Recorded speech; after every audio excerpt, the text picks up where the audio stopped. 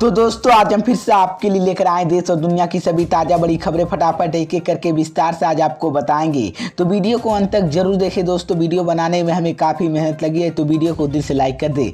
जी हाँ दोस्तों, पहली खबर में आपको बता दें कि एक बार फिर से नुपुर शर्मा के समर्थन में उतरा सुप्रीम कोर्ट। सुप्रीम कोर्ट ने नुपुर शर्मा की गिरफ्तार मांग वाली याचिका को कर दी है खारिज। तो वहीं आपको बताएंगे दोस्तों कि मदरसे के सर्वे को लेकर योगी सरकार पर बरसी मायावती, कहा बीजेपी की टेढ़ी नज़र। तो वहीं आपको बताएंगे दोस्तों कि नीतीश कुमार का एक बार फिर से मोदी सरकार पर बड़ा हमला, का देश को तबाह करने की कोशिश कर रही है भाजपा। तो वहीं आपको बताएंगे दोस्तों कि अखिलेश यादव ने बीजेपी पर साधा निशाना, कहा भ्रष्टाचार के खिलाफ अभियान छेड़ेगी बीजेपी तो खाली हो जाएगा खुद का घर।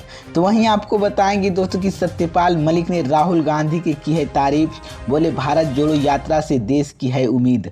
तो दोस्तों सभी खबरों की जानकारी एक एक करके विस्तार से बताने वाले दोस्तों। इससे पहले आपसे एक छोटी सी रिक्वेस्ट करें दोस्तों, अगर आपको भी लगता है कि देश में होने वाले तमाम चुनाव ईवीएम से ना होकर के बैलेट पेपर से होना चाहिए, अगर आप भी मेरी बात का दिल से समर्थन करते हैं तो आप इस वीडियो को लाइक करके चैनल को सब्सक्राइब जरूर कर लीजिए और साथ में बेल आइकन प्रेस कर लीजिए और वीडियो को ज्यादा से ज्यादा शेयर कीजिए। इसी बीच पर दोस्तों अगली खबर की औरतों की एक बार फिर से नुपुर शर्मा के समर्थन में उतरा सुप्रीम कोर्ट। सुप्रीम कोर्ट ने नुपुर शर्मा को गिरफ्तार मांग वाली याचिका को कर दिया खारिज। जी हाँ दोस्तों, आपको बता दें ये बड़ी खबर सामने निकल कर आई दोस्तों कि शुक्रवार को मुख्य न्यायाधीश ललित, जस्टिस रविंद्र भट्ट और जस्टिस पीएम नरसिम्हा बेंच याचिका पर सुनवाई की रिपोर्ट के अनुसार शीर्ष न्यायालय ने कहा कि देखने में नुकसान नहीं पहुंचाने वाला लगता है, लेकिन इसके दूरगामी परिणाम होता है। अदालत को निर्देश जारी करते समय हमेशा चौकसा रहना चाहिए।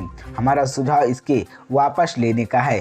कथित तौर पर एक टीवी डिबेट के दौरान नुपुर शर्मा की तारीफ से की गई टिप्पणी के चलते जमकर विवाद खड़ा हो गया है। देश के कई हिस्से को इसको लेकर जमकर विरोध प्रदर्शन हुए थे और नुपुर शर्मा को गिरफ्तार करने की मांग उठी थी। सुप्रीम कोर्ट ने एडवोकेट चंद्र कुरैशी के जरिए एडवोकेट अबू शेहल की तारीफ याचिका दायर की गई थी। याचिका में स्वतंत्र, विश्वसनीय और निष्पक्ष जांच की मांग उठाई गई थी। खास बात है कि एक्सपोर्ट कोर्ट ने पहली मामले में दर्ज कभी एफआईआर की दिल्ली पुलिस ने ट्रांसफर करने की बात कही थी। नुपुर शर्मा के खिलाफ भारत के कई शहरों में अलग अलग पुलिस स्टेशन की शिकायत दर्ज कराई गई थी। इसी को लेकर आपको बता दें कि नुपुर शर्मा की मुश्किलें बढ़ गई और नुपुर शर्मा के समर्थन में एक बार फिर से सुप्रीम कोर्ट ने उसकी गिरफ्तार मांग वाली याचिका को खारिज करने से इनकार कर दिया है। इसी बीच तो ये बड़ी अपडेट है। इसी बीच पर दोस्तों अगली खबर की औरतों की मदरसे के सर्वे को लेकर योगी सरकार पर बरसी मायावती, कहा बीजेपी की टेढ़ी नजर है। जी हाँ दोस्तों, आपको बता दें ये बड़ी खबर सामने निकल कर आई दोस्तों कि उत्तर प्रदेश सरकार गौर मान्यता मदरसे प्राप्त के फलभूति सुविधाओं को लेकर सर्वे करा रही है, जिसको लेकर बसपा सुप्रीमो मायावती ने योगी सरकार पर निशाना साधा है। मायावती का कहा है कि मदरसों के सर्वे के नाम पर कौम के चंदे के जलाने वाली निजी मदरसे सरकार हस्तक्षेप कराने की कोशिश कर रही है, जो गलत है। उन्होंने कहा कि सरकार की सर्वे के बजाय सरकार ने अनुदान चलाने वाले मदरसों के स्कूल की हालत सुधारने का काम करना चाहिए। बसपा सुप्रीमो ने अपने आधिकारिक ट्विटर हैंडल पर कहा है कि मुस्लिम समुदाय के सुरक्षित दंगा पीड़ित होने वाले आदि शिकायत कांग्रेस की जमाने की आम आ रही है। फिर भी बीजेपी द्वारा तुष्टीकरण के नाम से कर्मी राजनीति करके सत्ता में आने के बाद इनका दामन अतिरिक्त करने की खेल अवकरण जारी है, जो अतिरिक्त अनवरत कर दी है। इसके साथ ही उन्होंने ट्वीट कर जिसमें लिखा है कि इसके कार्यक्रम में अब यूपी मदरसे पर भाजपा सरकार टेढ़ी नजर है।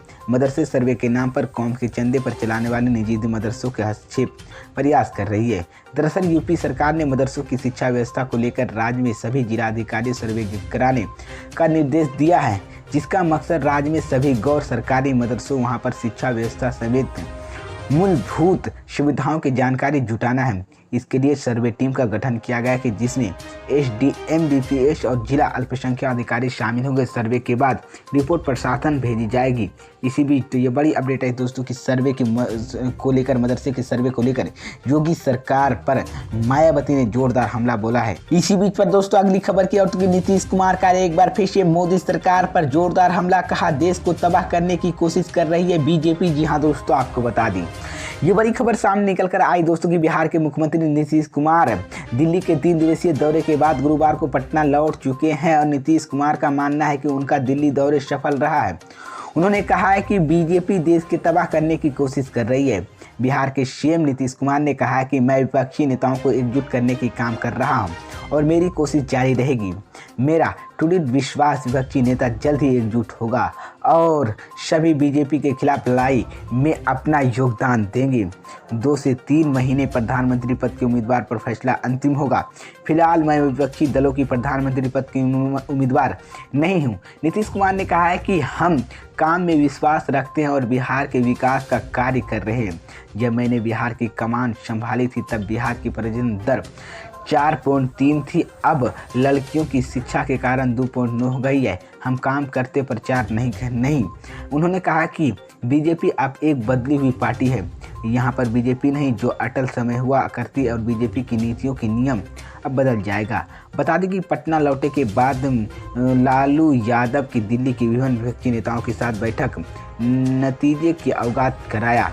इसी बीच तो ये बड़ी अपडेट आई दोस्तों कि नीतीश कुमार ने एक बार फिर से मोदी सरकार पर जोरदार हमला बोला है, जिसके बाद मोदी की मुश्किलें बढ़ गई है। तो ये बड़ी अपडेट है दोस्तों। इसी बीच पर दोस्तों अगली खबर की और तो कि अखिलेश यादव ने बीजेपी पर साधा निशाना, कहा भ्रष्टाचार के खिलाफ अभियान छेड़ेगी बीजेपी। जी हाँ दोस्तों, आपको बता दी ये बड़ी खबर सामने निकल कर आई दोस्तों कि समाजवादी पार्टी के अध्यक्ष अखिलेश यादव ने भ्रष्टाचार को लेकर भारतीय जनता पार्टी पर तंज कसा है। उन्होंने कहा कि बीजेपी भ्रष्टाचार के खिलाफ अभियान छेड़े की बात कर रही है। अगर वो ऐसा करेगी तो उनका खुद का घर खाली हो जाएगा।